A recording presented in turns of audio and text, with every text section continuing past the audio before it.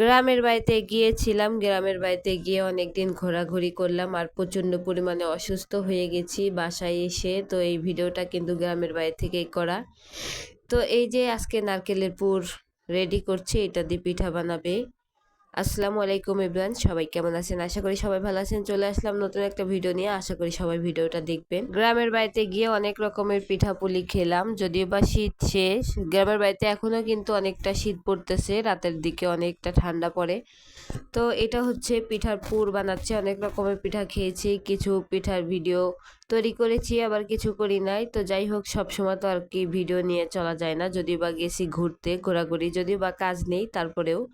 তো এটা হচ্ছে পাকন পিঠা বানাবে। তো পাকন পিঠা বানানোর জন্য পুরটা রেডি করে নিচ্ছে। এটা হচ্ছে নারকেল গুড় দিয়ে জাল দিয়ে এরকম আঠালো করেছে। তো এটা যেন আর একটু আঠা আঠা হয়, সেই জন্য কিন্তু এটা একটু মাখিয়ে নিচ্ছে ভালো করে চাপ দিয়ে, যদি বা এটা প্রচণ্ড গরম থাকে, গরম অবস্থায় এটা করতে হয়।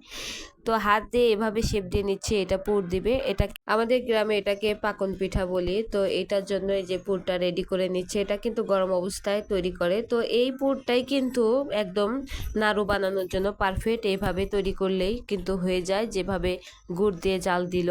তো এই সেম প্রসেসে, শুধু আকারটা ভিন্ন। না, নাড়ু বানাইতে কিন্তু গোল শেপ দিতে হবে। আর এটা হচ্ছে পিঠার পুর। তো যাই হোক, এই যে পিঠার পুরটা দিয়ে দিচ্ছে, এখানে রুটি বেলে নেওয়া হলো। তো এটা হচ্ছে বাঁশের চটা, এটা দিয়ে কিন্তু পিঠা কাটে। এটা দিয়ে পিঠা শেপ দিলে পিঠা কিন্তু একদম নিখুঁতভাবে কেটে যায়, খুব সুন্দর। শুধু একটা চাপ দিলে কিন্তু হয়ে যায়, ছুরি কাঁচির কোনো প্রয়োজন নেই।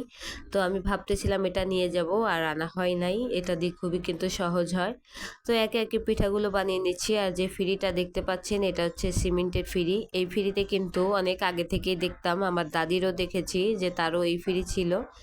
তো এটা দিয়ে কিন্তু রুটি বেলতো, যখন ঘর বা কোনো কিছু বাড়ির কাজ ধরে, তখন এই কাজগুলো সবাই করে। কাঁসার প্লেটে করে এই ফিরি কিন্তু বানানো হয়। তো এটার মধ্যে যে একটা পয়সা বসানো হয়েছে, এটা বসানোর মূল উদ্দেশ্য হচ্ছে যে কোন আমলের এটা, মানে অনেক বছর আগে কিন্তু এরকমই করতো। তো ওইটাই কিন্তু এখনো করে। তো এই পয়সাটা নাকি আমি বসিয়েছি, আমার একদমই মনে নেই, যদিও বা অনেক বছর আগে এই কাজটা করা হয়েছিল। তো আমার বোনের বাড়িতে গিয়ে দেখলাম এই ফিরিটা এখনো আছে, আমি জানতামই না। তার বাড়িতে শুধু তারটা না, আরো অনেকেরই দেখলাম এই ফিরিগুলো আছে। তো দুইটা ফিরি দিয়ে কাজ করা হচ্ছিল, যেন দ্রুত পিঠাগুলো বানানো যায়। তো এই তো পাকন পিঠা বানাইতে বসলে কিন্তু একবারে এই পাশের চটাটা দিয়েই কিন্তু ডিজাইনটা দেয়া যায়। পিঠাগুলো কিন্তু একদম রেডি হয়ে গেছে, এখন এটা তেলে ভেজে নেব। তো এটাকে কিন্তু পাকন পিঠা বলি।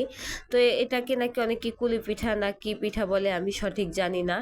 তো এটাই আমাদের গ্রামে পাবনায় কিন্তু এটাকেই পাকন পিঠা বলে, এটাই আমরা কিন্তু চিনে থাকি। তো এটা কিন্তু খেতে খুবই মজা লাগে, আর আমার হাজবেন্ড তো খুবই পছন্দ করে, মূলত তার জন্যই বানানো হচ্ছে। এটা সবাই খাবে, আবার তার জন্য নিয়েও যাব। সে শুরু থেকেই আমরা জানি, তো সে এই পিঠাটা খুবই পছন্দ করে। আমাদের বাড়িতে কিন্তু তার জন্যই শুধু এই পিঠাটা তৈরি করে, আর কেউ অত একটা পছন্দ করে না। মানে বানালে কিন্তু সবাই খায়, কিন্তু তার পছন্দ, এটা সবাই আমরা জানি। তো পিঠাগুলো কিন্তু সুন্দর ভাজে। এই পিঠাটা ভেজে অনেক দিন রেখে খাওয়া যায়, মুচমুচে থাকে। যদি মুচমুচে না থাকে, তো আবার একটু ভাজলে কিন্তু মুচমুচে হয়ে যায়। তো যদি অনেক দিন রাখার প্রয়োজন হয়, বা অন্য কারোর জন্য নিয়ে যাওয়া হয় দূরে কোথাও, তো সেই ক্ষেত্রে কিন্তু ডিপ ফ্রিজে রেখে দিলে, আবার বের করে ভেজে নিলে কিন্তু মুচমুচে হয়ে যায়। পিঠাগুলো কিন্তু অনেক মজা লাগে খেতে।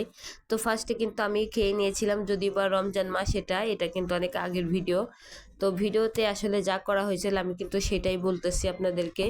তো এই তো পিঠাগুলো বানানো হয়ে গেছে, আরও কিছু পিঠা আছে, ভেজে নিবে। তো এই পিঠা বানিয়ে যদি কেউ অনেক দূরে নিয়ে যেতে চান, তাহলে হালকা ভেজে ডিপ ফ্রিজে রেখে দিবেন। আবার বাসায় গিয়ে, মানে দূরে কোথাও গিয়ে, আবার সুন্দর করে তেলে ভেজে নেবেন, তাহলে ঠিক হবে। আর যদি কড়া করে ভেজে ফেলেন, তাহলে কিন্তু এটা টেস্ট একদমই নষ্ট হয়ে যাবে। তো হালকা ভেজে রেখে দিবেন, এগুলো ভাঙবে না, ফাটবে না। আর কাঁচা অবস্থায় তো নেওয়া যাবেই না, এটা ফেটে যাবে, সবাই জানে যারা বানিয়ে থাকে। এটাই হচ্ছে আমাদের পাবনা জেলার পাকন পিঠা। তো কে কি নামে চিনেন এই পিঠাকে, অবশ্যই সবাই কমেন্টে জানাবেন। ধন্যবাদ, সবাইকে, ভালো থাকবেন।